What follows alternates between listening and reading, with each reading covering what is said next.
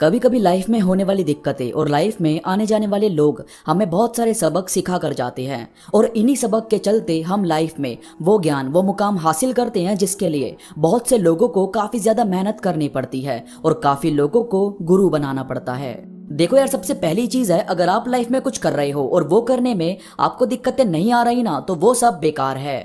अब जैसे एक लड़का बचपन से खुद को सिर्फ इजी चीजों से रूबरू करवाता आया था। स्कूल में टीचर ने जो रट्टा लगवा दिया उसी को पढ़कर पास हो जाना, कभी कुछ नया जानने की कोशिश ना करना, कभी किसी चीज की जिम्मेदारी ना लेना, मतलब बहुत ही ज्यादा कंफर्ट जोन में रहने की उसे आदत लग गई थी।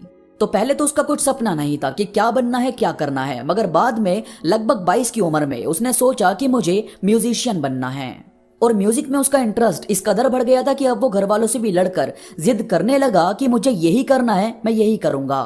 उसके फादर ने इस बात को थोड़ा बढ़ावा देने की सोची, उसे किसी अच्छे इंस्टीट्यूट में भेजा गया जहां उसने म्यूजिक बनाने का सफर शुरू किया। मगर यार, एक बच्चा जिसने कभी टीचर से कोई क्वेश्चन नहीं किया, कभी किसी चीज को समझने की कोशिश नहीं की, बस अपने आप को हमेशा सेफ रखता आया, वो कैसे सिर्फ सोचने से और इंटरेस्ट के दम पर म्यूजिक में सफलता हासिल करता।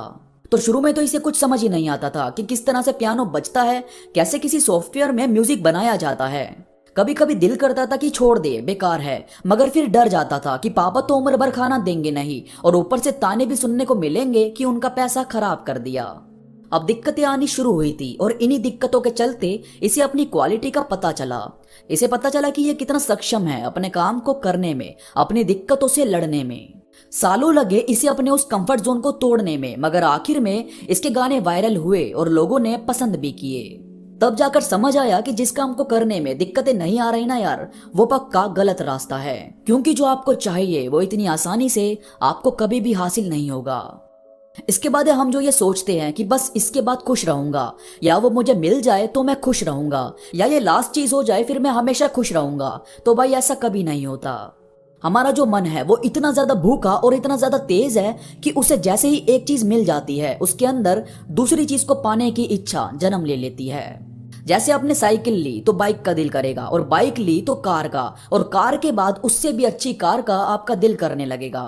और इस तरह से आपकी खुशियां कभी भी आपको नहीं मिलेगी। देखो, इच्छा रखनी अच्छी बात है, इच्छा रखो, मगर ये मत सोचो कि ये होगा तभी मैं खुश रहूंगा। आपका अभी भी इस टाइम भी खुश रहना बहुत जरूरी है, क्योंकि यार खुशी जो कॉन्फिडेंस देती है ना, वो दूसरी कोई चीज दे ही नहीं सकती। इसके बाद कभी कभी आपका ईमानदार होना, यानी आप क्या फील कर रहे हो वो सामने वाले को बता देना, लोगों को आपसे दूर कर देता है। मगर इसके बाद जो लोग आपके साथ रहते हैं वो रियल में ट्रू होते हैं। अब जैसे सोचो, आप और मैं एक दूसरे के बहुत सही दोस्त हैं, हम काफी टाइम से साथ हैं, देन आपका कोई और दोस्त बन जाए और फिर आप उसे मुझसे मिलवाते हो कि मैं भी आपका दोस्त हूं, और फिर कुछ टाइम बाद आप उसके साथ कुछ अच्छा फील नहीं करते और फिर उसे मेरे बारे में बताते हो कि वो तो ऐसा नहीं करता। तो इस चीज से हो सकता है कि वो आपका साथ छोड़कर चला जाए, और अगर ऐसा करता है तो वो बंदा ठीक नहीं है। और वहीं अगर आप मुझसे नाराज हुए और मुझे बोलते हो कि तुम्हारी ये बात मुझे अच्छी नहीं लगी, और ये बात तो वो आपका दूसरा फ्रेंड वो भी नहीं करता, तो अगर मैं आपको और इस सिचुएशन को समझता हूँ तो आपके साथ हमेशा रहूंगा और आपको बोलूंगा भी कि ये चीजें दोबारा नहीं होगी। ये होती है एक सही और ऑनेस्ट होने की निशानी। इसके बाद लोगों को ये बोलना कि मुझे समझो, मुझसे बात करो, इसके बदले में खुद को समझना शुरू करो कि वो आपको तवज्जो नहीं दे रहे, तो आपको कुछ ज्यादा फर्क नहीं पड़ना चाहिए। आपका यार अपने थॉट्स को समझना बहुत जरूरी है, क्योंकि यही वो चीज है जो आपको उलझनों में डालती है और उलझनों से निकालती है।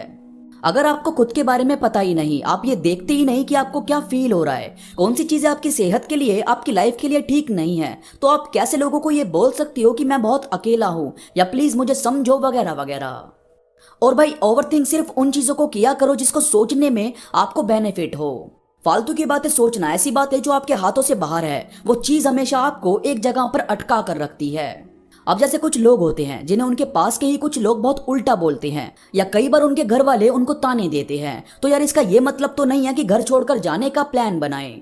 असल बात यह है कि हमें उनसे ज्यादा बात नहीं करनी चाहिए, और हम सबको अपनी लाइफ में गोल्स बनाते रहना चाहिए। कुछ खरीदना है तो उसका गोल, पैसे कमाने के नए नए रास्ते कैसे ढूंढ सकते हैं उसका गोल, अब क्या करना है उसका गोल, और किस तरह से इस साल को पिछले साल से बेहतर बनाया जाए इस चीज का गोल।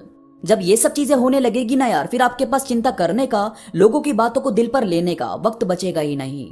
फिर आप खुद में ही बिजी रहा करोगे। तो ये सारे एटीट्यूड कहीं ना कहीं खुद में शामिल करने बहुत जरूरी हैं। अगर आपका कोई सवाल है तो मुझसे इंस्टाग्राम पर पूछ सकते हो। फेसबुक और इंस्टाग्राम पर मैं काफी सारी चीजें अपडेट करता रहता हूं जो मुझे यकीन है कि आपको जरूर पसंद आएगी। इन दोनों जगहों पर मुझसे अभी जुड़ो। फेसबुक और इंस्टाग्राम का लिंक नीचे डिस्क्रिप्शन में मौजूद है। इस वीडियो को जितना ज्यादा लाइक करवा सकते हो जरूर करवाओ और मुझे कमेंट में जरूर बताओ आपको कौन सी बात सबसे अच्छी लगी। तो इस वीडियो में बस इतना ही। मैं मिलूंगा आपसे नई वीडियो के साथ, तब तक के लिए धन्यवाद।